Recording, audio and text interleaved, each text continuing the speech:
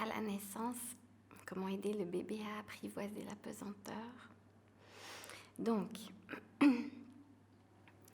alors, je vais vous raconter une petite histoire. Il y a un liquide qu'on appelle le colostrum. Le colostrum, c'est ce premier suc qui vient du sein de la mère. Extrêmement, on sait qu'il a des propriétés nutritives juste magnifiques. Il a une autre propriété qui est d'être assez dans une certaine viscosité. C'est-à-dire qu'il ne coule pas comme le lait. Il est plus visqueux. On pourrait presque penser à du miel comme ça.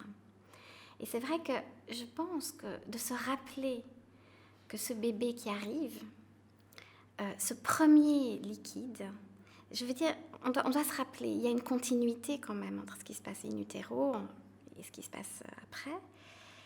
Ce bébé, il a expérimenté toute la succion, la déglutition. Il a avalé du liquide amniotique pendant toute la grossesse. Il a sucé son pouce, il a sucé sa langue, il a touché ses lèvres. Donc, il a déjà toute cette zone qu'il a pu expérimenter. Et voilà qu'il arrive dans ce monde avec évidemment toute cette force de la pesanteur qui va être vraiment très différente. Et ce premier liquide, ce premier suc a cette particularité de cette viscosité. Et en fait, je pense que déjà, par exemple, de prendre le temps de le laisser déguster ça, de voir comment est-ce qu'il va le savourer, de voir comment, en fait, parce que c'est visqueux, ça lui permet de recalibrer toutes les informations qu'il avait construites au niveau de toutes les coordinations, succion, déglutition, qui appartiennent à la grossesse, mais qui étaient en microgravité.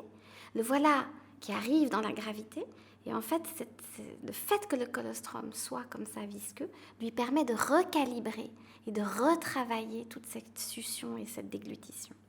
Voilà, vous demandez comment aider le bébé à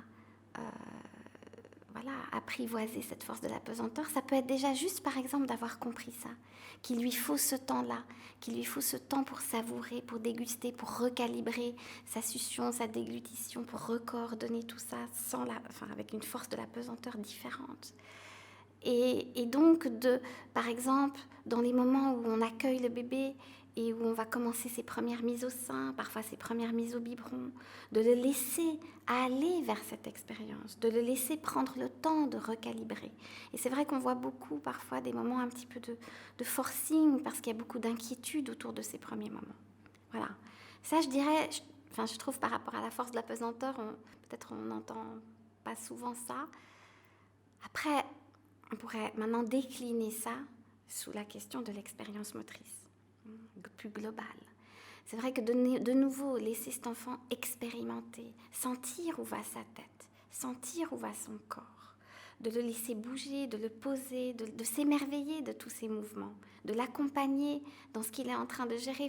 Il faut vraiment imaginer ce bébé dans ses mouvements généraux qui est en train de travailler tout ça, de coordonner, de faire circuler les informations entre ce qu'il sent au niveau vestibulaire, à travers tout ce qu'il sent au niveau de son corps, de ses mouvements, de toutes les informations qui viennent de sa proprioception qui est en train de se construire. Enfin voilà, tout ça, il est un bébé qui est en train de se construire, un organisme qui est en train de devenir un corps. Et donc, d'une certaine manière, l'observer, le regarder, vivre ces expériences-là. Quand on le porte, voir comment il se met à tenir sa tête, être attentif à toute cette expérience qu'il est en train de générer, je pense que c'est ça, voilà. C'est lui qui doit faire ce travail d'apprivoiser la pesanteur et juste de l'accompagner, de s'émerveiller. C'est à mon avis comme ça qu'on peut l'aider.